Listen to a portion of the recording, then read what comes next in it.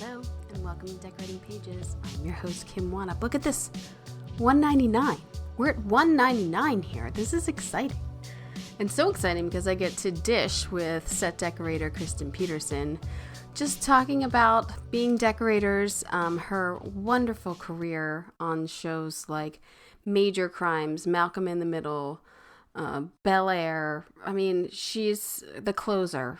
She's done a ton of TV work. You've seen her work. And so we chat about everything from our process to talking about specific sets that she's showing in some photos. So it's fun. So that's in a minute. But, next week is 200. We're at the 200 mark, people. I don't know how we got here. I don't know how I did it. I have no idea. I don't know how I'm staying up this late on a Monday night to even get this episode done for today. I don't know. I'm kind of tired, if you can hear it in my voice. But 200 episodes, and to celebrate that, I am, ready or not, releasing a set decorating masterclass, which will have 15 lessons of how to try to become a set decorator, the process of set decorating, from negotiating, budgeting, picking your crew. I have working tips for moms as a decorator. And some previous episodes have gotten in there because I felt them very essential to teaching what a set decorator does, how we do our job. And I'm excited. I think I'm ready. I think it'll work. I don't know. I the whole process of putting something online to sell hasn't really ever worked out for me. So we will see. But it will be available on the Decorating Pages podcast website. So you can go to there, and I'll have plenty of links in emails and on Instagram and TikTok to if you would like to purchase and get schooled to be a set decorator, at least how I do it. That's all I know. And Kristian and I talk about that, about my process, your process. How did we learn our process? So it's interesting. I'm so happy. Oh, and if you purchase the set decorating masterclass, you will get the Set Decorator quick reference template that I designed, which has table setting layouts, furniture layouts, your drapery measurements, your quick go-to guide when you're decorating. So it's a little bonus, little thank you from me. Yeah, what's going on? What are you doing? Where are you at? What are you doing today on a Tuesday? I'm working right now. If you're listening to this, I'm working on a Tuesday. We are in full swing on the second season of Man on the Inside on Netflix. And we start shooting next week. So I am pretty busy. I have two wonderful buyers who are helping me out in getting this done. Haley Contestable and Shannon Sweeney. And woof, it's a lot. The first 2 weeks, it's a lot. It's a good show. If you like that first season, you love that first season, first of all. You're going to love the second season too. There's a lot of good, I would say there's a lot of good casting. That's my treat. That's my little biscuit for you right now. So, what am I watching? Hey, guess what? I had never seen Apocalypse Now. Did it. Done. Took me 3 nights. Ugh. And I'll probably never watch it again. I'm going to be honest with you. It's a oneer for me. Because I'm not really into war movies. Platoon, I love Platoon, but it's not like I'm watching that again either. I've seen it probably half dozen times. I don't need to see that again. I don't think I could do Apocalypse Now half dozen times. Maybe one more time in my life I'll throw it on. But you know what I'd probably do? I'd probably watch the first half hour and the last half hour. That's kind of all I needed of that movie. I understand the process. I read that book, the Francis Ford Coppola book, about the process of him making that film and how nuts everybody went. That's a good book. Let me just plug that book. But what I found most interesting is Martin Sheen is 36 years old in 1976, 77. The movie gets released in 1979, right? In 1986, Charlie Sheen, his son, is 20 years old in Platoon. Doesn't that seem crazy? Doesn't it seem like Martin Sheen was too young to have a Charlie Sheen in 86. It's just weird to me. Two phenomenal Vietnam movies. And they're less than a decade apart, father and son. I found that more fascinating, really. And I just sort of came up with that when I was watching the film. Nobody told me that. That's how good I am. So yeah, so I did that. Of course, I am watching The Last of Us with production designer Don McCauley and set decorator Lynn McDonald. Oh man, that show, love it. I love that show. And I don't know where it's going. It's going to be great. Whatever it is, it's great. That's all. I'm in for it. I'm loving The Righteous Gemstones. I've talked about that before. I talked about the studio, Apple. It's great. The studio to me, I think it is a little pretentious all the time that Hollywood has shows about itself, Hacks, things like that. I mean, Hacks is more, stand-up comedy, and I'm watching Hacks. Fantastic first two episodes. I think people get mad. Don't you think people are like, I don't want to see another Hollywood thing? But for people who work in entertainment, it's awesome. It's really funny to watch these insider little details, and a lot of it is right on.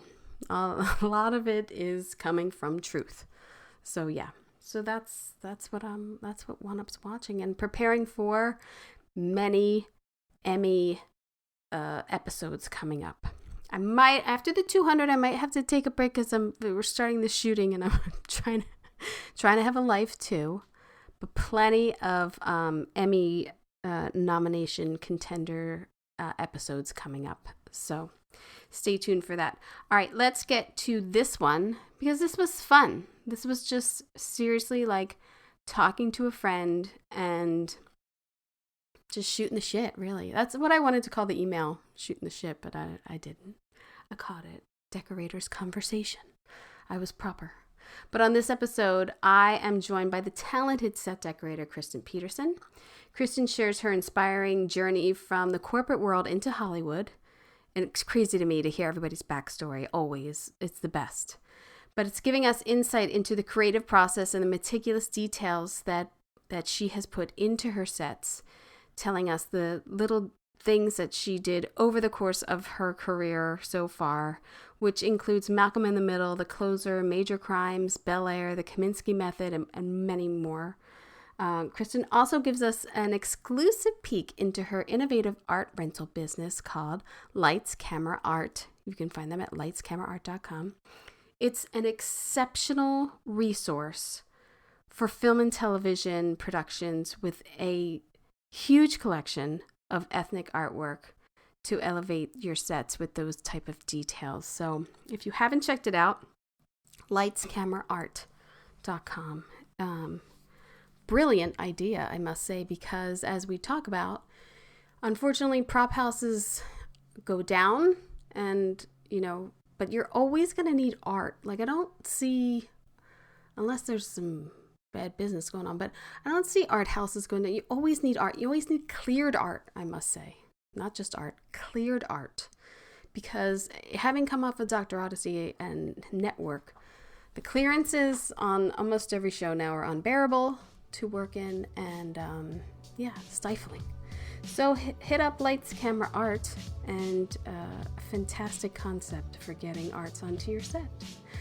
So I hope you enjoy my conversation with Kristian. She's a delight. I hope you enjoy.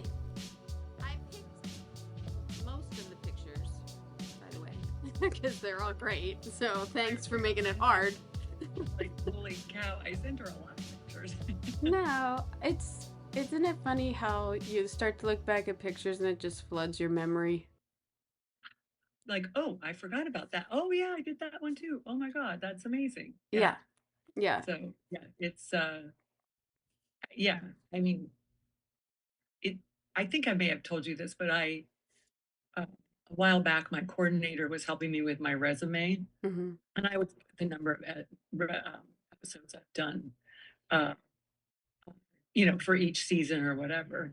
And she's a real numbers person. She loves spreadsheets. And she came back, she said, you realize you've done like for 500 episodes of television? Yeah. I mean, that was one of the things I was going to talk to you about too, is the the longevity of the shows that you were in. Oh my God, so lucky. I mean, Because truly, yeah, like I got, I did, I started out in doing rap videos in South Central and student films and that sort of thing. And then uh, I did I did a lot of non-union commercials and all of that. And then all of a sudden I got Malcolm in the Middle, and that went for 7 years.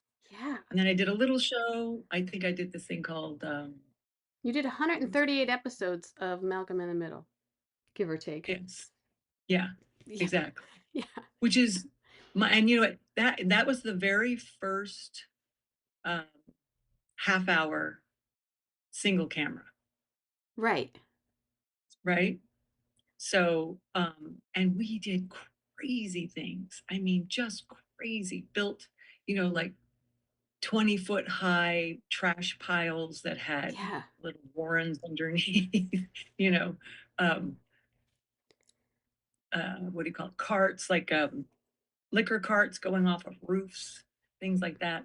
And I worked really closely with the prop master. For some reason, it was like there was much more bleed over with the prop master Mhm. in that show. I'm not sure why, but we ended up providing a lot more things than I'm used, that I do now, usually, or I'm asked to now. So we got involved in a lot of the hijinks.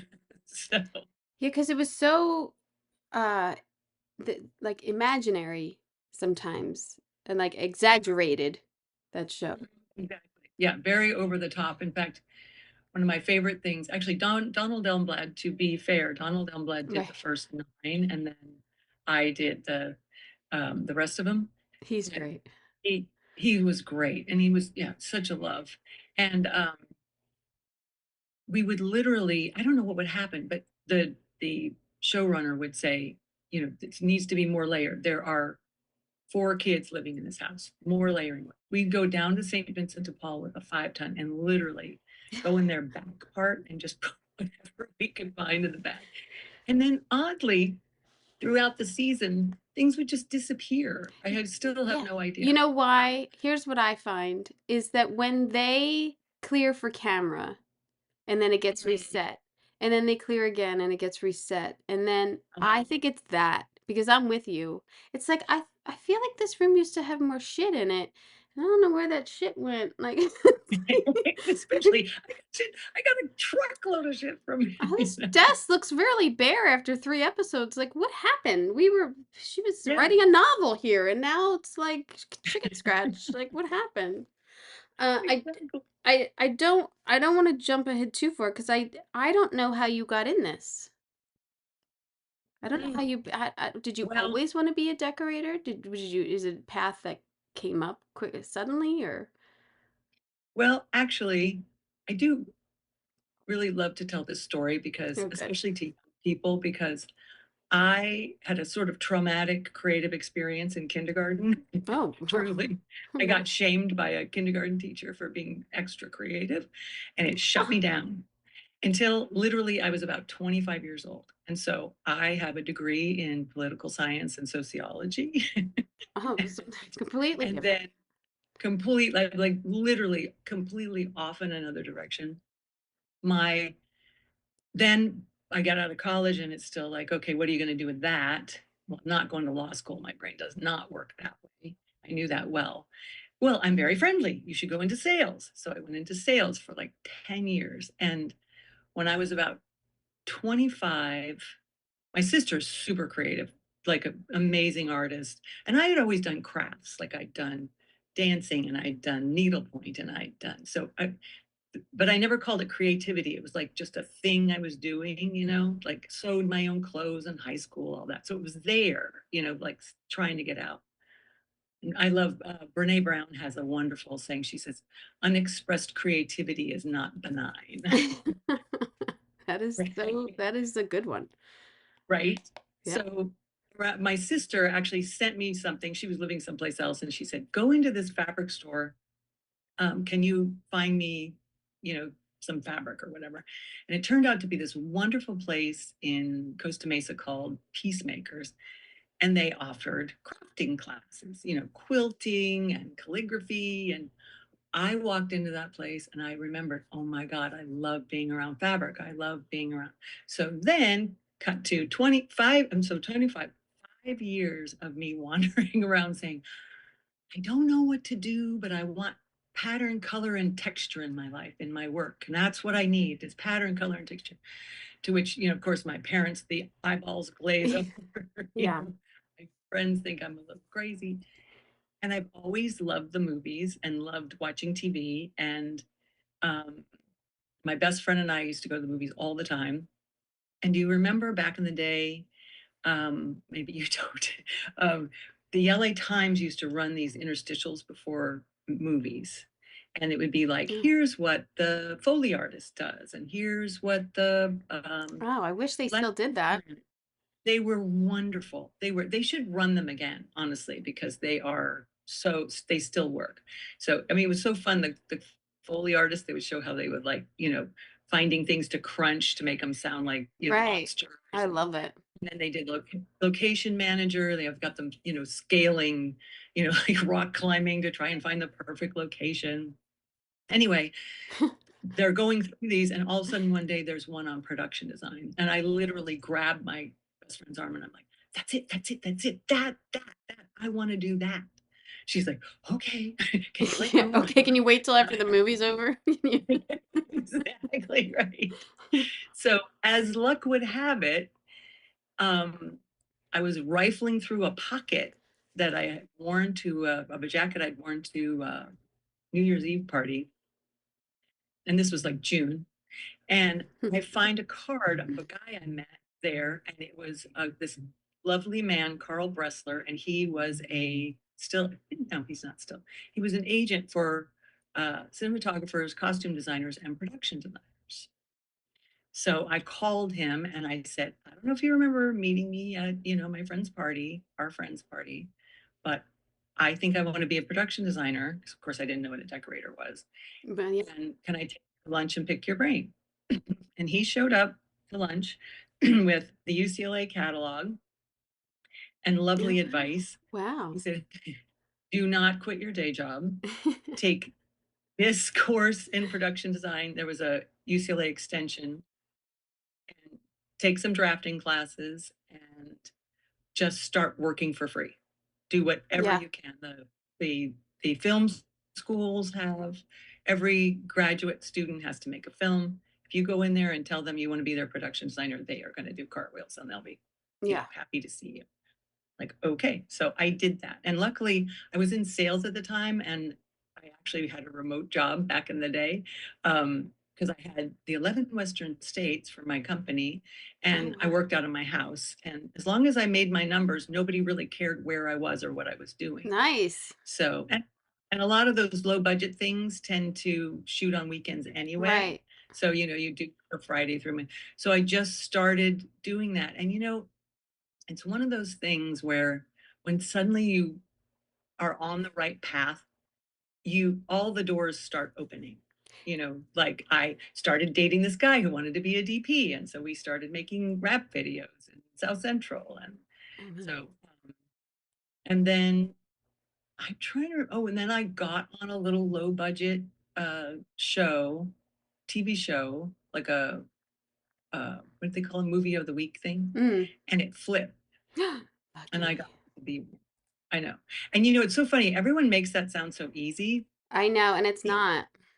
it was traumatic. Well, first thing that happened was the designer said, "Don't worry, I'll fire her. We don't have to flip. I'll fire her." Right.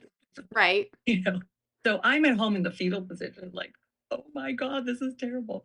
But when all was said and done, that's how I got into the union. So, it took me a good 5 years of working for free. Yeah.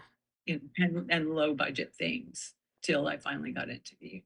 So, It took but me 3 years to get, almost 4 years to get into the ADG, and then I discovered I didn't want to do that. And then it took me another 2, 3 years to get into the 44. It took me right, like yeah, 6 years from the time I yeah, moved here to the time I got into the union. exactly. Yeah, and that's, I mean, that's pretty amazing. It's like, and the other thing that I realized is the production. I got on some low budget features, actually one in particular down in we were shooting in Newport Beach, and the production designer hired me, and I and explained to me that there was such a thing as a set decorator. I'm like, oh, wait a minute, that's what I want to do. Y- So, Yeah, isn't it the weirdest thing of growing up, watching all this stuff? I mhm. watched the Oscars my whole life Yeah, right. and not really putting it together. Yeah, It's a yeah, weird thing. And now if anyone like talks says anything about a set decorator, like duh, it's the decorator. It's this. Like now that we're in it, it's so yeah. obvious. But growing Uh-huh. up, I had no idea. I mean, I barely had an idea that it was real, like or that it was achievable. Yeah, I never yeah, thought it was exactly. achievable for some reason. Right, right. But Same. here I am. Yeah, I mean, it's I even my lovely mother actually let me. She paid for me to take one of those, aptitude tests. Mm. When I started mumbling about pattern, color, and texture, I think she got worried, and so she, um, uh, one of those aptitude tests, and the closest things that they came to was um, a costume designer. Oh, that's not far off. It it wasn't far off. It was lovely, but literally that was like the only thing they knew about in film. Oh, Like, right. right? Right. That's easy. So, like, the production designer or set decorator wasn't even in there. So, um, and I always joke, I said, "Oh, I don't know." I said, "The first time, like, a size 0, super petite, lovely woman says to me, 'This makes me look fat.'" I'm like, "I'm gonna get I'm out. cranky. I don't think I'm cut out for that." Yeah, I'm out. Couches don't say, "Do these pillows make me look fat?" No, they No. don't. And the worst thing that can happen is an actor sits on a sofa and it slumps. And then you're like, Exactly. uh-oh. Right. We gotta Put get a some board. Somebody get a board. board. Somebody make a board Somebody get a underneath the I know, cushion. it's funny, I did, some talk shows early on too, Mm, and that was always you always had to put boards underneath, yeah. you picked your chairs not just for looks, but just for how schlumpy somebody would look. Yeah. When Because that's especially Yeah, talk shows. It's gotta be firm. It's gotta be like your feet can't be dangling. There's a lot that goes into right, the thinking of those chairs that like Bill Maher sits on. You know? It's right, like, exactly. I know, right? um, I know, they make it look easy, but no, there's so many things that go into our process in decorating. Don't you find it crazy that our position is very isolated? Like I don't yes. know your process. I don't know how I don't I mean I was a buyer, so I was only a buyer for one other decorator. So I Same, only saw her same. process and Yeah, it so I don't I don't think I did that I don't know. But really, I don't know anybody else's process, but yet we still get, sort of like put word out, I'm available, get a job, start your research, get your crew, do your budget. Like it's still everyone still does the same things, but I just often wonder like how is someone doing it completely different and I have no idea. Like am I doing this right, wrong? exactly. And especially, I mean, I think one of the lovely things that's really happened, especially in the last 10 or 15 years, certainly since the SDSA, Yeah, yeah. that there's more, like, up until I joined the SDSA, I mean, aside from, you know, being in a bungalow, maybe with two other decorators, when I was on Malcolm in the Middle, Bernie Mac was in there, and Mm, that man was in there, and Ellen Brill had been there before, so I got to talk to them. But again, when you get together, you're talking about, where do I find this, yeah. or how's your day, or isn't this crazy? Yeah. You don't talk about your actual process. Yeah. And it's funny because I brought my process a little bit from having worked in the corporate world, and I knew how to do spreadsheets and Mhm. Excel. So I still to this day put all my sets into an Excel document, and I Yeah. make lists. here's the shoot date and who's shopping. And I always, sort of organize myself that way because I, That's how you work.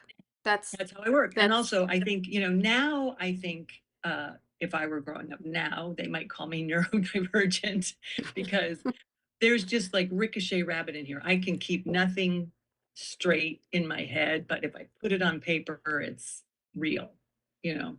yeah. And it's interesting when you talk to buyers because they say, "Oh, so and so does it this way," or Yeah. "Okay," Yeah. and that's it. And I think they have a challenging job because they have to insert themselves into a different process each time Yes. they go to a different decorator, And right? you're right, because I do say, okay, this is how I work. Always, and since I've discovered I worked in iPhotos, I like to use Pinterest. If you can't get with that program, we'll figure something out. But this is how I Right. like to work Yeah. because I want the convenience there, and Uh-huh. they're the ones, and if it's the type of show or whatever, if they're the ones really like organizing all this photos or whatever, Mhm. I Right. want it to be the most efficient for them. Right. And so they can be Yeah, fast, because I want them to be that fast. they're not feeling bogged down by your process. But I love Pinterest as a as like a visual. Like I set research things. I set up all my sets. I like and then I know like, oh, I like that light. I have the link for it. Remember that Right. light I was thinking about in the beginning? Yeah, where's that link? Because that to me is so frustrating of like, why can't I keep my history from 6 weeks ago current, or because it just That time goes that's by. brilliant. Yeah, because you're right. I have my son in particular. He's like, "Mom, you can't have that many tabs Yeah, open I on know. your I know. I have computer." so many Yes, tabs I open. can. And I Watch don't want to me. close them. I don't want to I close know. them because then I'll forget that lamp. So I don't Well, close it. yeah, exactly. And then you go back, the show's over, and you Yeah. still have like 6 lamps on Yeah. your tab. The So, Pinterest thing is a little time consuming, but it has saved me, and I've gone back to like, oh, what was that light I liked on impeachment? And then I go back and I can look at things because it's all there. mhm. And you keep your things I think private, and then but there have been some buyers who are like, ugh, and I gotta upload everything to pin. I'm like, I know. You don't have to. You could send me the link. Like I'll mhm. because it is a little time consuming with the like, oh, drag the picture over, just put the link down, categorize it into the set. Like it is a kind of a hassle thing, but I'm more visual. Yeah. I've tried to do the spreadsheet. I forget to do it and then I don't do it. I love Notability. I use that. I put my I scripts in use there. GoodNotes. Yeah, Yeah, and the easy one. notes.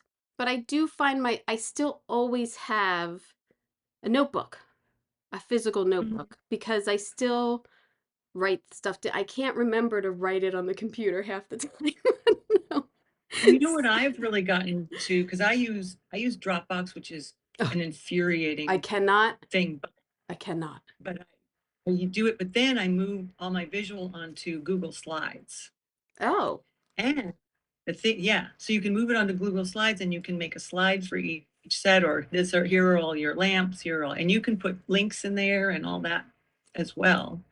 And then I have really become, my best friend has become my iPad, yes. because I can have notes on the iPad. I can take all my notes on the iPad. Yeah. And it And I, transfers to your you know, I, phone, and yeah, they and all the other talk to thing each is other. when I take notes on scouts, I can actually then share that with my buyer. Yeah. Yeah. She can see like, oh, here's where the fireplace is, and here's where the, Yeah. so, I or he, I and should. and then I've recently, probably in the last year or so, really dived into Canva and doing like when I just presented all the furniture for the sets. So I can do my Mhm. collage on Canva, and that seems to work too for me. So, Right. I don't know. And that's one that I recently learned about, but I haven't learned yet. So, It's really and it's interesting because I haven't been working as much this last year. And so, well, 6 months. I've been thinking, oh, maybe now this would be the time to really sit down and learn Canva instead of trying to learn something new while you're working. Yeah, while you're how we usually do it. Right. Exactly. On the job. On the job. But Exactly. it is always still the research and the scouting and the notes and the budget and everything. Mhm. It's just that's the same on every job. Even if you're on Right. a commercial, you still have to like, well, what am I doing here? What am I researching or whatever? Right. Exactly. Yeah. Did Excuse a me. little 90s Yeah. commercial and it's like, oh, wow, let's see. And then and it was kind of fun. It was actually really fun because I I started in the early 90s. I got started. And so all of a sudden it's like, oh yeah, I remember shopping for these kind of lamps. And oh yeah, oh that's right. This all the stools look like this. That was so funky and fun. So it Yeah. sort of It's period came now. back. It's period. Yes. I am with you. I had this experience on I forget what I was doing. And I was like, "Oh my God, my first sets are now period." Right. Exactly. Shit. Vintage. Vintage. Yeah, but So I have such a funny story about that. I worked on this, and I even put some pictures in there. I worked on this. oh, which ones? Let's go to it. Uh, Let me see. it's the hair salon. Oh, the And really yeah, we'll um, get them. so it was called A Man's World. It never showed, Oh, never aired. I know, right? Look at all that. oh, it's And gorgeous. it was Michael Patrick King from, is that his name? Sex in the City. From Sex and the City. Yeah. And he brought all of his, costume design people from New York. And of course, everything was very label centric. Everything had to look very such so. And I had a pair of striped pants that I had bought years ago, and even that. So this was in like 2010 probably. So I Mm, probably bought them in the 90s, and I was still wearing them. And yeah. I get into a scout van, and the costume designer says, "Are those vintage Gap?" Why, yes. For my pants. Why, yes, they are. I just paid $700 for them. Exactly. Oh my God. So yeah, so suddenly we're vintage. Our Yeah. stuff is vintage. So This I this love this is what's hard is monochromatic sometimes. Like when I look yes. at this and you're like, well, maybe I could just do some color on these pillows, or maybe I could just like it's I know, and hard they wanted sometimes. everything white. And this was a really interesting show. It was so challenging, but we shot on, I think it's 25 at Warner Brothers. They have a pool. They have Oh wow. and so that pool back there, that's part of the reason I wanted to show this. That pool back there, they excavated this whole thing. And the chairs, there were some chairs that I ended up having to send out. I literally got imported from France, like Mm, $3,000 in shipping. And you're right, the monochromatic, first of all, white, white. a I know. set. I And know. all I could think was, holy shit, I hope this doesn't go to series because this is going to be a nightmare. The upkeep It's is ridiculous ridiculous. because of crew. Right. It's And just the process. Just moving it and dirty hands moving it, and then God uh, forbid you have a white rug, which I just had all these white rugs on Dr. Odyssey, and they right. were brown in like 2 weeks. It was so gross. I had to keep buying these white rugs.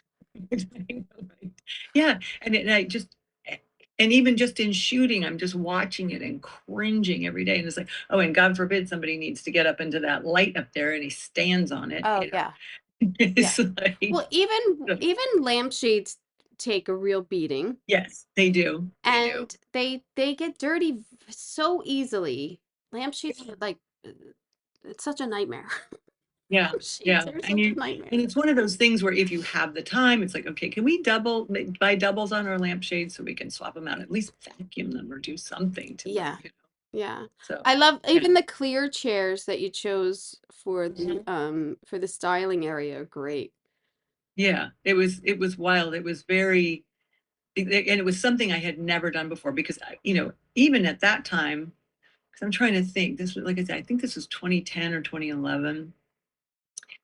You know, when I was coming up, you know, no black, no white. Right. DP hated black, they hated white. You know, this was before digital, and I can't remember if we shot this digitally or not. I'm feeling like maybe we didn't. Was this just a pilot?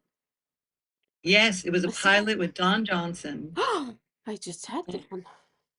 I know. Such a And, he was supposed to be like an aging, like hairstylist superstar who was, you know, kind of had met his crescendo, and he was, you know, going through an existential crisis basically. And I mean, I had never, to this point in my career, I had never ever spent this much money. Like, I think my budget was almost $200,000 for a pilot. For a pilot. Wow. For a pilot, I know. And no one has ever seen it. Ever seen it. That's what's crazy in our business. I've heard people say, like, oh, there should just be a whole network of pilots that never went. Right. And just so everyone can see. Yeah, part of the reason I wanted to include this was because one of the best pieces of advice I got when I took that production design class at UCLA Extension, and I wish I could remember the designer's name, but I can't. And but he said before, he goes, okay, I'm going to give you your $350 worth, but here's some advice I'm going to give you, because if you don't follow it, you're going to be miserable. He said, enjoy the process in this business. Yeah. Because you will pick the wallpaper, you will find the perfect things, you will do all that. And then the director's going to come in and say, I need this to be another color. You know, do you have a different couch? Blah, blah, blah. And if you are married to the outcome and that perfect set that you envisioned for this person, you're going to be heartbroken all the time. And if you can just enjoy the process of picking it and finding it and putting it in there and putting it all together. And then when they ask you to change it, then you say, I get to do that again. That's a great piece of advice. It is absolutely true, but it's very hard. It is. It's very hard. I actually think it was easier when I was younger to change things. And things, right? Isn't that funny? I'm finding the opposite. I'm finding now that it's like, okay, fine. This is, you know, because I feel like, you know, so much of our position is to make our designer look good. Right. Who's trying to make the director look good. Right. Who's trying to make, you know, and so when I get a little stressed, I mean, and believe me, I'm not ever happy to change things because I thought it looked good. If I didn't, I wouldn't be presenting it to you at the walkthrough or, you know, at 6 o'clock in the morning if I didn't think that this is what you were looking for. Yeah. But I've been pretty lucky. I've never, you know, about, like, sweeping changes, but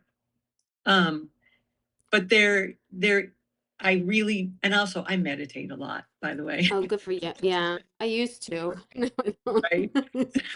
That helps. Now I just would fall asleep if I did it. I know. Oh, where you are in your life. Exactly. When I had small children, I could fall asleep standing up, and I did. Yeah. I did. Yeah. I can I'll take any minute I can get. Right? Exactly. I know. I would get in the car with my husband and he would drive, and he's like, why are you sleeping all the time? I'm like, because I'm not. Because I have a minute. Like the process of, like, say a set like this, and they come in and they want to change one element. In my head, it dominoes things. Exactly. And that's what's frustrating, because it doesn't domino anyone else. Right. Maybe the designer, but yeah. Have you read If You Give a Pig a Pancake to Your Kids? Oh, yes, I have read that one. Right. Yes. So if you give a mouse a cookie, yeah. Exactly. Then if that happens, then this happens. Yes, exactly. It's like if you take one element out of here, that there's a big domino effect. This is an interesting one because this was actually a tattoo artist studio. Oh. And that's why the art is very stark, because those are actually tattoo designs. Oh, nice. This was a really fun one. This was on Truth Be Told. Yeah. I love that piano. Is that Warner Brothers? Yes, Yeah, I love yes. that piano. I've never I used it. love I'm so glad. I was so glad to see it. I was like, "Oh, that's such a perfect use for this." right? It's funny because we live in those prop houses, Yeah.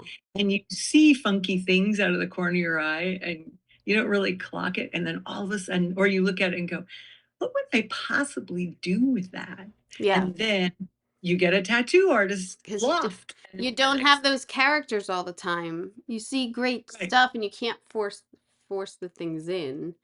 Yeah, it was funny on Malcolm in the Middle, the very last episode, was it maybe it wasn't the last, but toward the end, the last season, we did, Burning Man out in Oh Acton. my They god. Oh my god. decorated 5 acres out in Acton in the heat of summer Oh. with Burning Man stuff.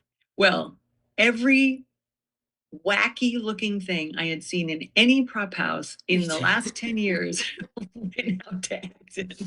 Yeah. Remember 20th century props? Oh Yeah, yeah. Oh and my gosh. wild spaceship stuff and What a all of that. what It a was, what a it loss. was I know. So many of those now. Oh my God. Well, I know. what is I wait, I'm gonna jump. I know this is Kaminsky. Uh-huh. What is it? Where is this from?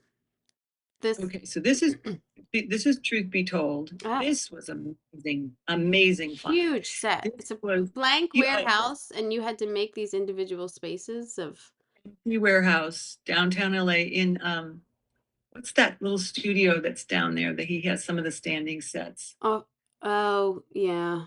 Yeah, sorry. Yeah. Anyway, I'll remember. But anyway, there was a whole LA Cen- warehouse. LA LA Cent is it LA Center? no, something It's got else. a little prop house in there. Yeah, I'll think of it. Anyway, it's down in the Arts District. Yeah. So this was the last season of Truth Be Told was all about human trafficking.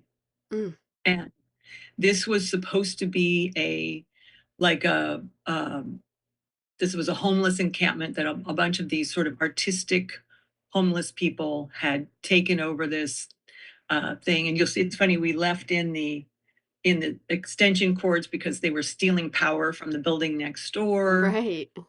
right? And so and we had to create I think it was almost 20 different spaces in this 10,000 square foot thing. And they all had to be sort of layered in that way that you get with homeless and meth addicts who tend to collect. And so we had, the tents and the art and it was actually really fun. We got this, I think it's this artist here.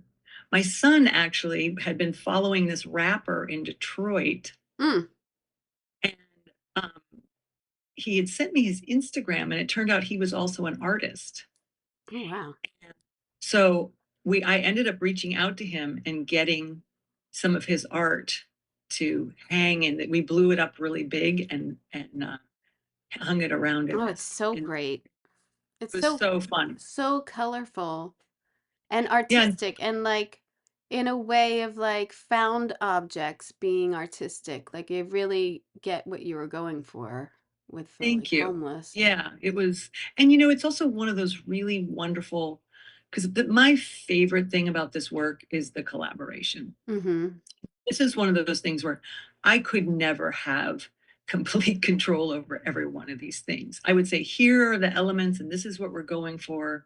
And, give a couple of people, a Set corner to do. dressers. Like, Yeah. take these elements and make something into this. And then, and it was just, and that because I knew if I did every single one of those, they were going to all look Yeah. similar. Yeah. you know what you really want is that the difference, so you let people, and I was my mantra on this one was, all right, everybody, we're letting our freak flag Yeah. fly on this one.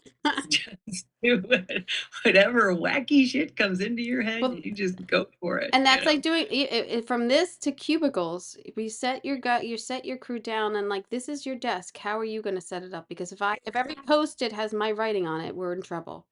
Exactly, Yeah. exactly. And that's, to me, that's just the most fun of it, is just Yeah, to that's the fun part. like what everybody brings. And then again, as a group, you make your production designer look good, who makes the director look good, and then it all looks great on screen, and then everybody wins. Yeah. It's funny, even working on the closer, which I did for the closer in Major Crimes for 11 years. The closer you did 76 episodes. Major Crimes you did 91 episodes with, hands down, one of my favorite designers, Paul Eads, who I stalked, absolutely stalked, to get a job in the art department. So I've never decorated for him, and I wish I could have. So I'm jealous. It was we were together for 7 years, and he is delightful. Did you have any Major Crime photos in here? Did I not? I might not have picked them for them. Yeah, I don't think I do. And in fact, I was looking for the bullpen. We did this massive bullpen, and I could maybe see if I could shoot you some, but Paul just designed that thing so beautifully and gave them literally everything they needed. And but when you're on like 1 hour like that, it does all blend together, and then you think like, God, I can only think. I mean, like I was on Bones for 6 years. I can only think of about 8 sets. Right, exactly. Until you start hundreds. No, think about that, because I mean, I don't know if Bones was like this, but Major Crimes and Closer was more sort of like TV used to be. Yes. So if you had 6 or 8 swing sets, that was a lot. Oh yeah. But still, if you multiply that by 70 episodes, that's hundreds of sets. Oh yeah. It's a lot. And it was, like 24 episodes. Yeah. And it's a lot. I think I have either 99 episodes or 101. I feel like I keep going back, and like episodes have disappeared from my IMDb, so I can't remember, but which is weird. But I think it's like 99 episodes or something of Bones, and it's like that was my first real big decorating job, and that was the best decorating school I could have ever had, because although like the perm sets were done, because I came in the second season, it was the turnover of the sets and the character development through those seasons, and they had like this huge arc, and then they got together, and then they had a baby. Like it was great to invest in those characters, which I'm sure in long runs of Major Crime and the Closer, that's what you're doing too. There's this, their houses don't stay exactly the same. You need to evolve that. And then you have your swing sets every episode. We had hotels explode. We had trains topple over. We had we had a dead body every week, but the weird ways of like dead bodies is also. When you learn all sorts of stuff, how can you wrap it in plastic? We're probably both on some FBI list somewhere. Sure. Yeah. Looking up what it looks like when someone dies this way. Or one of my favorite sets that we did was a decay farm. Did you ever do one of those? Where they put bodies in different situations, and they watch how bodies decay. And we had to redo that. So that research has stuck in my head for a very long time. You're never going to see that. Things like that you're never gonna forget. So no, that comes up. But I'm always super glad to have had that job early on, because it really taught me. It taught me so much, and it was 1 hour. It taught me how to do 1 hour. It taught me that whole process. But when I have gone back and then I moved into comedy, when I go into drama now, I'm like, is there a joke here? Like, we gotta lighten up. Myself planting little funny things. Yeah, I do. I try and put little Easter eggs around just to make myself happy. Yeah, it just becomes like, oh, this is a downer. I gotta get back to some comedy. I need to laugh. Right. I need to laugh at work. Yeah, but I don't know. I love them all, because I love too the seriousness of it too, and like the depth and everything. We're looking at a picture of a gorgeous shoe closet, and then like a funky little living room. It's funny. This was from Bel Air. Both of these were from Bel Air, which is so fun to do the super opulent. And the little room there was the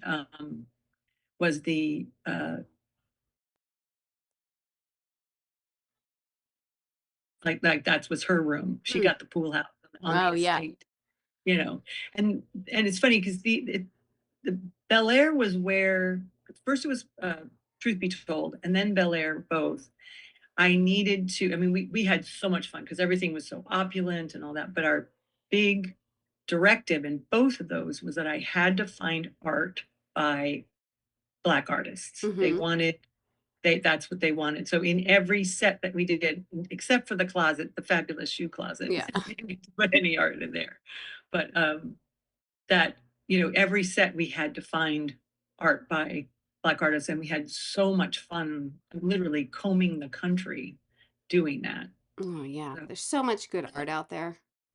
they're really, it's amazing. And it's interesting because then I think I may have mentioned to you, but when the strike happened, I got together with my buyer and my coordinator, and we realized we had reached out to about 200 different artists from different ethnicities, Oh, and my. and we were like, well, we're not going to work for a while during this strike. What Right. should we do with this art? And so that's what that basically, and that came from working on these shows, that you realize that the artists would get so excited. You'd reach, like the first guy that I reached out to on Truth Be Told in Detroit that my son had turned me on to. He was like, oh my God, this is amazing. I never thought of this, having my things on a show like that. Mm-hmm. And, one of the things we have had to tell them is, look, it's going to be there, but you may not always see it. Right. We'll That's pay the you to, heartbreak. right? I know, like so much of it, all of our sets, you decorate 360 and then they, see it in a box behind somebody's thing. But again, there's that enjoy the process part. Right. And take pictures if you can. That's the other thing. Take really good pictures. So, Well, it's just always hard. Like, it's really hard to take good pictures sometimes. it is. I mean, in fact, I had some pictures I wanted to show you, but it's like they've got layout board Yeah, or everywhere. the lighting is, Light if you're at not uni, if you're at uni and the house lights are on, forget it. Like, right. Exactly. Yeah. um, but so you started that, and Mhm. then but you have a website, which is what? Right. It's called lightscameraart.com. And we do all print on demand, and you can do it different sizes and different substrates. So our standards are sort of printing on watercolor paper or canvas. And then we give small, medium, and large, within the aspect ratio. So if something was an 8 by 10, then it can only be, as it gets larger, it It can't gets be, muddy. well, anyway, Yeah. aspect ratio, which always confuses me. But so you can get a 11 by 16 or a 10 by 16, whatever. Anyway, we do small, medium, large, and extra large in all the pieces. So if you often, the challenge is, oh, I love this piece of art, but I only have this tiny space, or oh my God, I need something to Right. really take over this giant place. So, which actually, it's funny that we're looking at this Kaminsky thing right now. This piece of art, this is a tapestry that has been, I don't know if it's still there. It was at HSG literally from the beginning of my career, and it's ginormous. Yeah, it's And huge. when we were, the directive on Kaminsky was, this was a, very well-heeled couple who had traveled. They, were philanthropists and they donated and blah, blah, but they really showed that they've been around the world. And I picked this up and I thought, what the hell am I ever going to do with this thing? But I love it. Yeah. So we were dressing this set, and, I was really getting into the fabrics and so excited about the whole thing. And all of a sudden I thought, what if we put that over the bed? And I kind of, where you go, okay, this is either going to be really good or really bad. And they're either going to love it or they're going Yeah. to hate it. And so I put it there and I'm like, okay, it's a little much, but you know what? They ended up loving it, just Yeah. loving it. And so, and it's again that thing where that, like, it's why I think for me, I mean, I love the whole process, but the drapery and the fabrics to me Yes. are my favorites because one, I'm in love with fabric, but the art, it's, even though it's all in the background and it's not all about that, it sets a tone. And I think a lot of what we do, as much for the audience, is for the actors. Oh, You know, yeah. you, I mean, you're build, right? I mean, it's sometimes it's almost 90% that, because you never know what you're going to see. But if an actor walks in, And the directors. and the directors, exactly, and they really, and yeah, and producers too, because if Yeah. they're sitting there and they really are feeling the character and feeling it, then I feel like we've really done our jobs. Yeah. They're like, oh, this feels like exactly what, and I've had actors. I remember Deborah Messing did a little thing called Prey when she, Oh, like, yeah. it was it was a drama, but she walked in, she's like, oh my God, this is exactly what I pictured. And I love that when the actors Yeah. say that, like, oh, I totally feel my character in here. Well, I had just last season of A Man on the Inside, Sally Struthers walked into her room and she said, "Oh, have you been to my house? This Right, don't usually. And I was like, no. And she's like, this looks like my house. And I was like, oh, okay, well then you are your character. I don't know what to tell you. Like, I don't know. It really is our job to know that before any dialogue is said, that the characters are already in the room. And Exactly. that's our And that's the I'll tell best you we where I can really learned that was in crime, do. Mm-hmm. because the crime stories, in fact, Mike Robin, who was our showrunner on Closer and Major Crimes, he would say, we need to feel the loss of this person. Like, what has the world lost because of this person? And the person's dead, and you're not doing flashbacks. Yeah. So the way that then it falls on us. What did this person have? How did they surround themselves? What were their surroundings like? And you get that feeling. Oh, this was so fun. This was I love this story. This is so ornate. This is like this huge. After the strike, um, uh, things were not picking up that much, and I hadn't worked in a minute, and I got asked to do. I was actually at Omega doing a panel, and the decorator that I was doing the panel with um, asked one decorator if she could do these additional photography things, and she said no. And she turned to me, she said, "Can you do it?" And I said, "Yes, Yeah. yes, I can." Well, it turns out that Johnny Depp was directing this movie about Modigliani. Yeah, apparently Al Pacino had been attached to for like 20 plus years. Oh my God. And I think he at one point had thought he might play Modigliani, but Modigliani died at like 35, so he's fully aged out. So he ended up playing the part of an art dealer in 1916. They're shooting all of it in Budapest for Paris. And it comes time for Mr. Pacino to do his part. And they say, okay, we're going to book your flight to Budapest. And he's like, I'm not going to Budapest. You're going to shoot this in Los Angeles. Good for him. And I think, right. So, and I think he did it mostly. I think his wife had just had a baby or something. But anyway, we got to go into the Doheny Mansion. Yeah. By you. I love the Doheny Mansion. That's what I was going to And we turned it into a 1916 like Beaux-Art hotel restaurant. It was so fun. And it was so, yeah, it just like layer on layer, so many lots of patterns and texture, like everything you love. My flower budget was like $15,000. My flower budget's always high too, because they make a difference. They do. Flowers make a huge difference. And when people see flowers, there's something, I feel like it changes their mood. It does. I think you're absolutely right. It's so true. It's like there's something alive and beautiful. Yeah. You know what I heard once that I love? Flowers are nature's laughter. Isn't That's that lovely? amazing. That is great. That's a good one. Yeah. Yeah. Yeah, flowers just bring up a set. And, there's some really good fakes out there now, but there's nothing better than a big flower budget to me. Right. Exactly. They work, because it brings it in. I don't know. I love it. It does. And everybody wants them when it's over. Oh yeah. That's nice to be able to like my poor onsets do nothing but like divvy up flowers at the end of the day. Exactly. Who's taking home whose wife? Who's in trouble with his wife? Yeah, exactly. Take this home. You'll be fine. Right. What how has the slowdown affected the art business that you've created? Is You that know, it's interesting.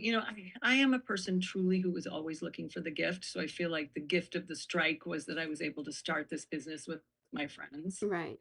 Um, and then the gift of it being slower, because of course we're very uh, tied to the industry, um, is that we launched and we licensed 60 pieces of art last year, which I was very excited about. Nice. And because it's a little slower, it gave us the opportunity to give very good customer service, is what I'll Right. say. Right. We're able to really understand because our process is different because it's print on demand. It's like, I want it this size. I'd like it on this substrate. You go and you pick it up at CBS Radford because we have them do all of our printing because we don't want the files just floating around to anybody. Right. And you pick it up at CBS Radford, and then you need to frame it yourself. Which the shows we've used it, we just kind of part of our kit now is sort of a frame inventory, a little bit of a frame inventory, which is, and sometimes you're going to frame it in things anyway. Yeah. Um, and so I feel like, sure, we would love to have just taken off like gangbusters and, I'll be able to, have swimming pools and whatever.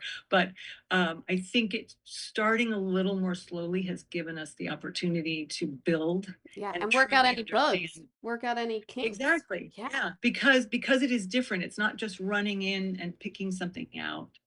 Um, it's like we're all learning, and it gives us a chance to really work with the decorators and the buyers who have blessedly licensed with us, and we're so grateful for every one of them, Yeah. um, that we can sort of all walk through the process together so that, and we're hoping it'll become, if we build a little more slowly, that it'll become a little bit more like, oh, let's just order from Lights Camera Art, we can get it this size, oh, I know I've got this wall, blah blah blah.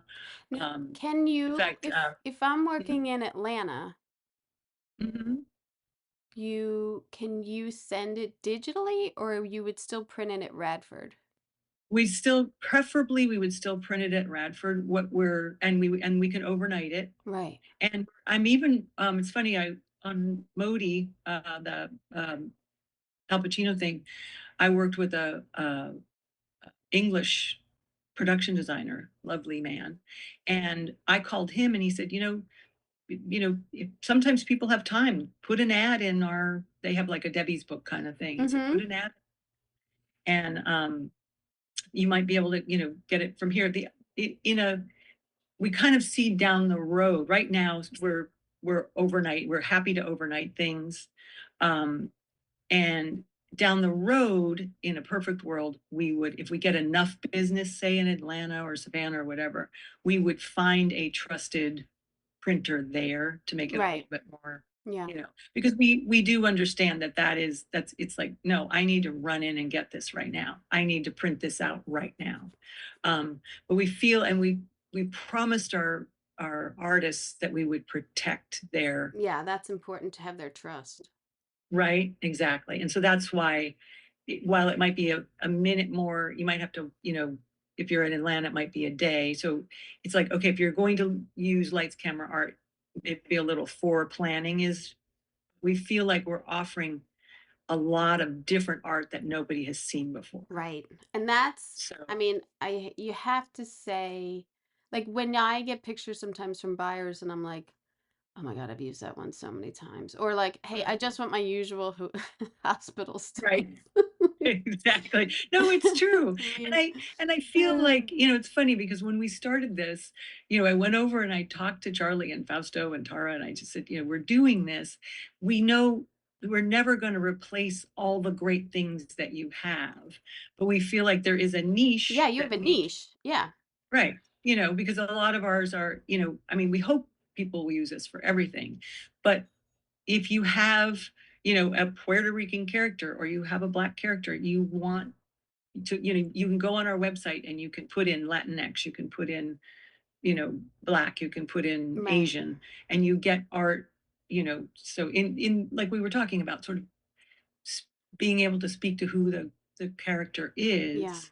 We feel like that's, and since we've been asked for that so much by showrunners recently, we feel like, and it's funny, I've been to,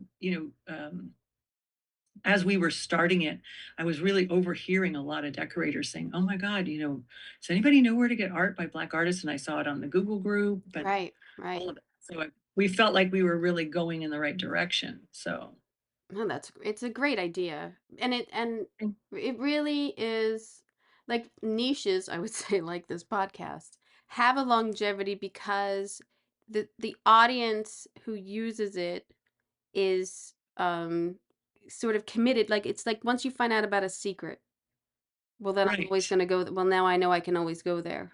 It's right. that type of niche thing that is so great in our Yeah, community. right, exactly. And what we're hoping is that right now I'm trying to reach out to people who are working, because, trying to do like mass emails to all decorators right now. It's just like, if you're not working, you're not going to be caring about it, but just try to, and we're trying to find that fine line between being like inundating people and being pesky and saying, "Hey, here's this little secret, this little Yeah, gem that you get art you've never seen, and print it at a size you want."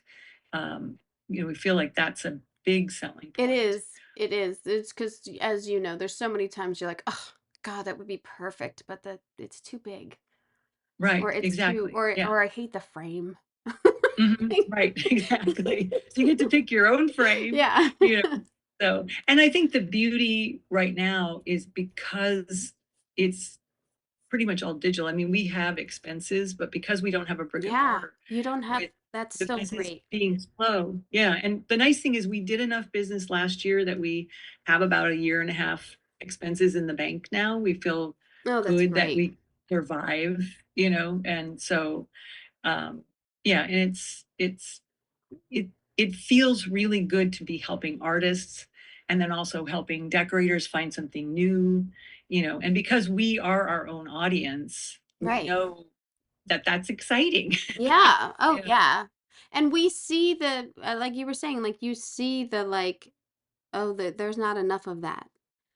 And, Right, and, exactly. and unfortunately, this industry has is what it is right now, that there's prop houses that have gone under and then you lose all that money.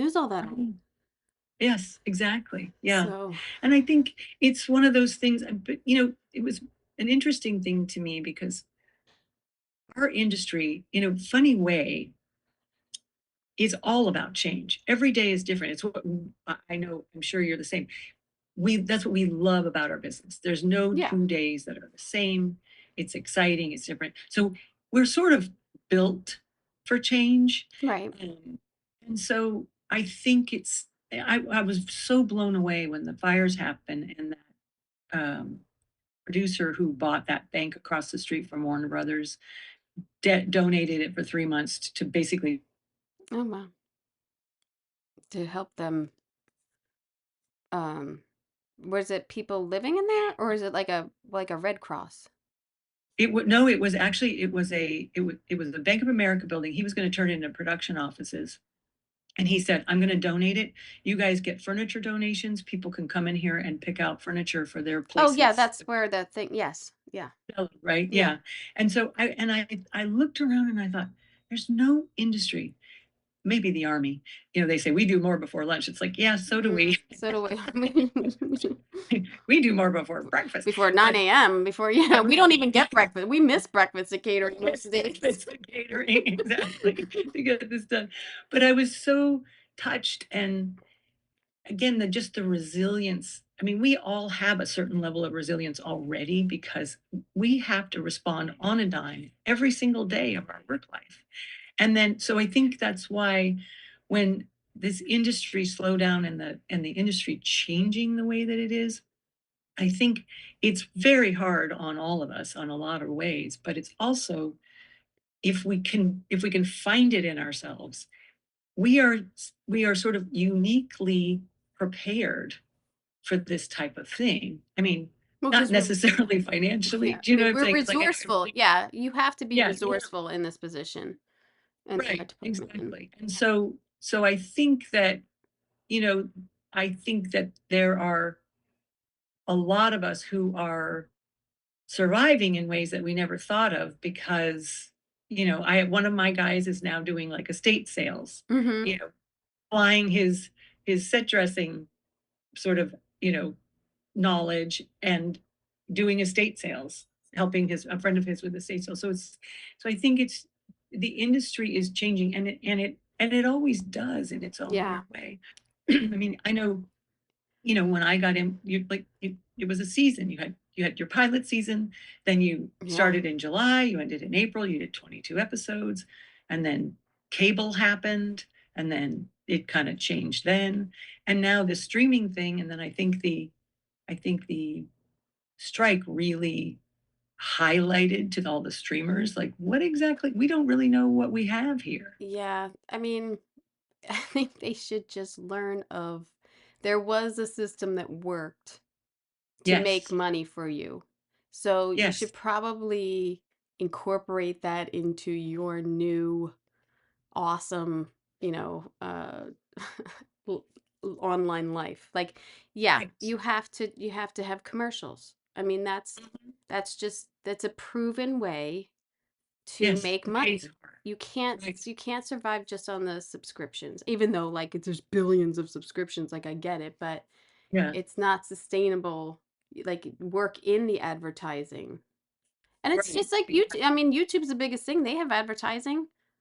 I know. It's That's so true. In they fact, kept with the this T. little, That's probably why they're the number one thing right now. They kept kind of with the right, TV model and just put it online. mhm, So, right, it's like, yeah, but I would and say with your art business, for prop houses, God forbid, can come and go. And we've had like two or three in the past year out yes, here. So it's really definitely. hard. Yeah, But but artwork, like, okay, I can't get that sofa anymore at Bridge, but now I can either find it, rent it somewhere else, or I can buy it. But mhm, artwork has to be cleared. Like yes, exactly. there's such a process with artwork now Mhm, that artwork can't go away. Like right, all these places, yeah, they can't go away because the cleared artwork is essential for every single set. yes, and more so than ever. I mean, they're making you clear, bedspreads now. Oh So God, the art, don't talk about that. Don't. I know, let's not talk about that. But the artwork, you're right, and that was that we thought, okay, if we can, give cleared artwork and give more size choices and, substrate choices and all that, that that we it's what we needed. We were kind of, I mean, I think some of when you study successful businesses, you're scratching your own itch, really. Right. You know, Yeah, that's it. so because we knew that in order to get in touch with those 200 artists, that was hundreds and hundreds of phone calls, to individual people and blah, blah, blah. We thought, what if it would be so great to have one place that you can come. And you're right, the art's never going to go away. You need to have, Yeah. you know, Y- that's what tells the story. Everyone has artwork in their businesses and their homes, Yeah. so, It's you know, essential. I mean, look at hospital. almost every slide we talked about. We talked about the art. Mhm, right, exactly. Yeah. Yeah. And It's it's funny, terrible. it's also the two things that I have never learned how to delegate. So No, I don't either. I don't either. right, art and fabric, because you can't, you say, because with art, it's like something, I feel it. I mean, I know I need a certain style or whatever. Same thing with fabric. I literally walk through fabric stores, like rubbing my hands on things, and they say, "Oh, there you go." And there, you can't. I just have never figured out how to delegate that, and I Well, love to delegate. Don't get me wrong. I guess I do delegate artwork as in like they shoot it for me, Shoot it, right? but I never I don't think I mean I've even FaceTimed if I'm not available. Like Yes, I always place yeah, the art or like decide on the art. same. I can't Yeah, delegate flowers. Oh, interesting. That's the, it's funny. I have a wonderful florist I've been using my So, whole career, me too. designs my table. And I have Sunny. he luckily has like learned to read my mind, so that I can like, but it's, I call him and I tell him exactly what's going on Yeah. and what the character is and the colors I want, But and I don't let he, buyers do florals if it's no, real, no, that type no, of thing, same, usually. Yeah. right, Yeah. exactly, yeah.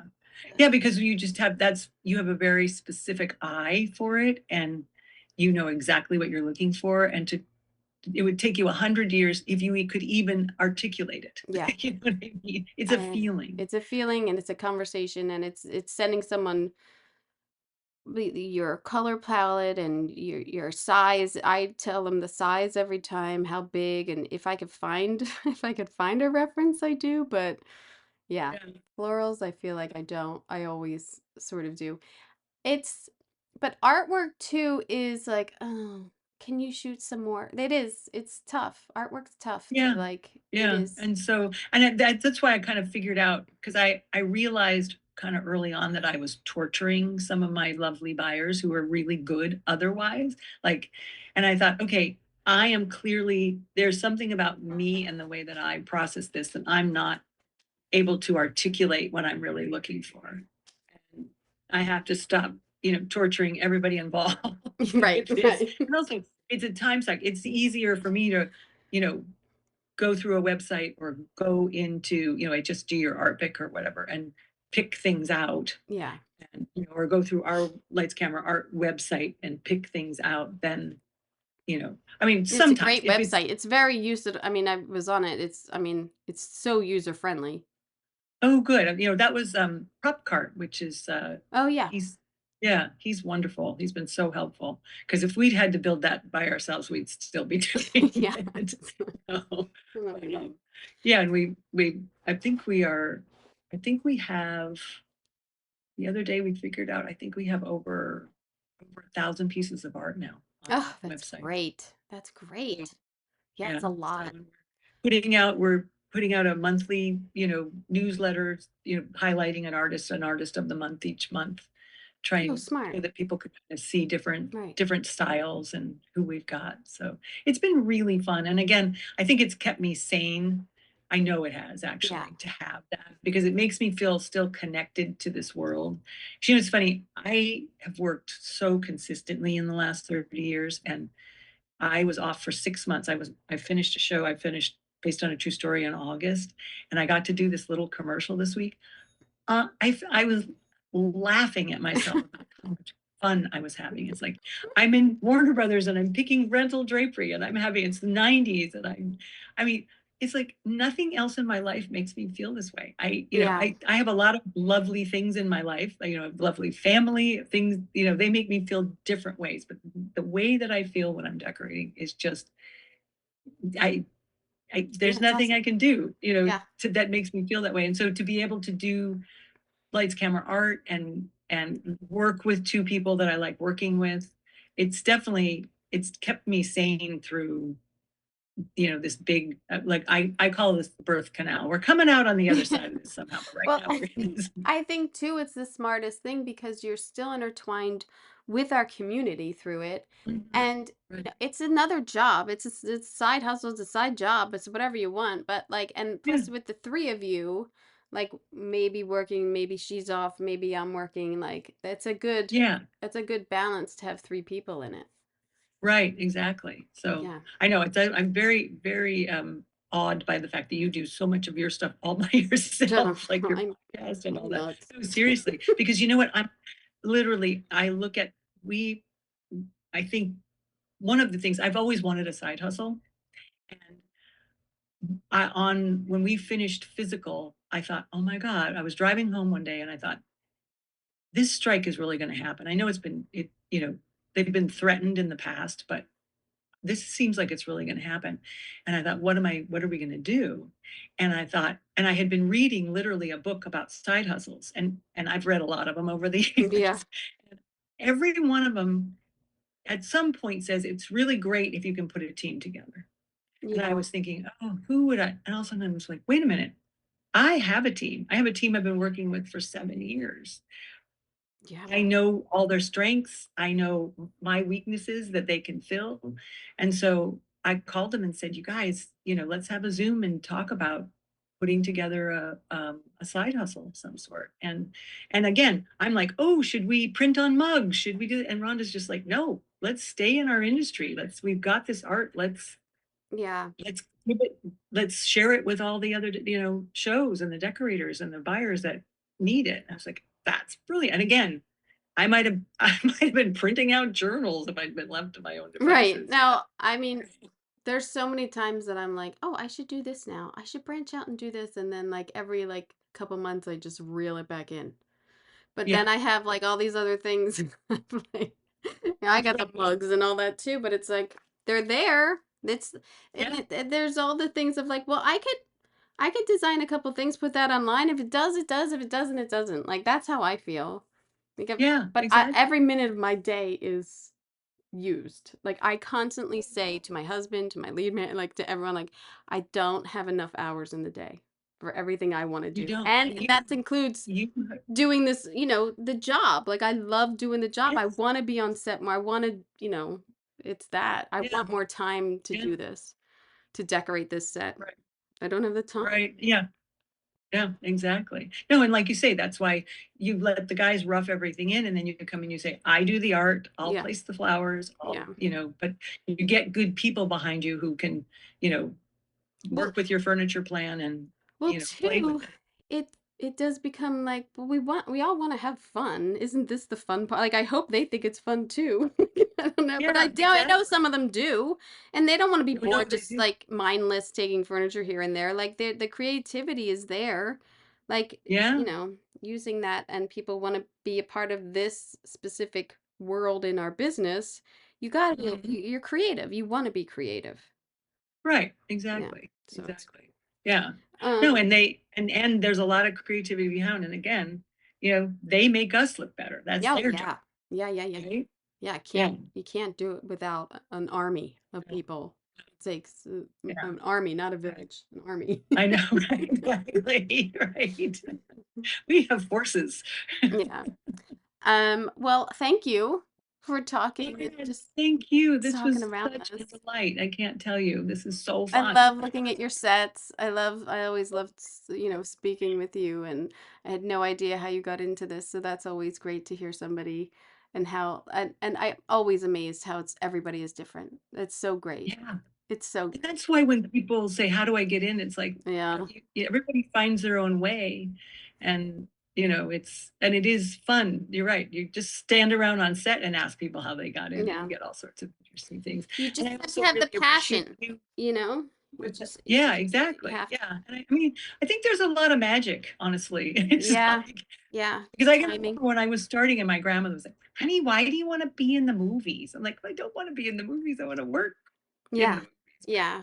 you know, and then people who say, "Oh, well, everybody wants to do that." Well, that's Well, fine, but I'm going to. yeah. But So, I have the will and like the stamina to work through the years of hustling and everything to get where that's a big part of it. You got to withstand the paying for gas with pennies. I don't know, yeah, right, like- exactly. And I think that's the beauty of, again, when we're all going through this sort of collectively bad time, to remember this is an industry that not many people are in, and you Yeah. got into it because you had chutzpah and you Yeah. had, the wherewithal and the resilience to make it work. So we all have to sort of go back and draw on the thing that got us into the business, the thing that gets us through 18-hour days, the things that, you Yeah. know, get us through all the other things. It's like we're uniquely trained if we can draw on that, Yeah. remind ourselves that it's not that it doesn't suck because it does, Yeah, but you there's can either focus on it sucking or you can, and like I say, every time one of my friends tells me they're working, I'm like, yay, that means there's work to be had, yeah. you know. Yeah, So, and I get jealous. Get mhm. jealous of other people's projects. I like that. It pushes me. It's FOMO. Yeah, like, yeah, I want that too. I'm Yeah. gonna go find that. Uh-huh. Yeah. You're always so sweet and so kind, and I know that I had seen you for so many times at like SGSA meetings, hi, how you doing, and how's it going, and blah blah blah, but only in the last year or so have I gotten to really know you, and you are so sweet, and you're so calm. You're so, and I'm glad that I got my closer crew used to call me the Zen Decorator. Oh, nice. I don't have that. No one. I mean, I'm not a nut, but I don't think I'm a Zen Decorator. I wonder if I'm just brain dead. No, it's a calmness. It's very nice. So, thank you for doing this. It's just a delight getting to know you, and I really look forward to hanging out. Yeah, Zen. She is Zen. You could tell that she meditates. You could listen to that voice. Like I said, I'm not crazy. I'm not a nut. But I can't meditate anymore. I feel like I had a section in my life where I did that. I can't do that anymore. I fall asleep. Fall right asleep if I did that. But it was fantastic to speak with her. I'm so glad that she was willing to come on. And her art, you got to check it out. lightscameraart.com. It's fantastic. Pick your art, pick your size, get it printed. Bam, on the set. Looks great. So yeah, so glad that she was here to talk about that and all of her experiences. I should say we talked a lot longer. If you'd like to hear more or see what we were talking about, the YouTube video is up and you can see her beautiful sets that we're talking about. All right, that's it. $1.99 in the books. Here we go. The Set Decorator Masterclass is up next for the 200th episode. Again, it will be available next week on decoratingpagespodcast.com, and it's a full 15 audio lessons of how to become, be, and achieve being a decorator, even negotiating. I even talk about my own salary in there. Okay, there you go. And also just looking back at the last 200 and thankful, and maybe some other stuff. I don't know what I'm going to talk about, but I hope you got an earful. I'm Kim Wannop for Decorating Pages.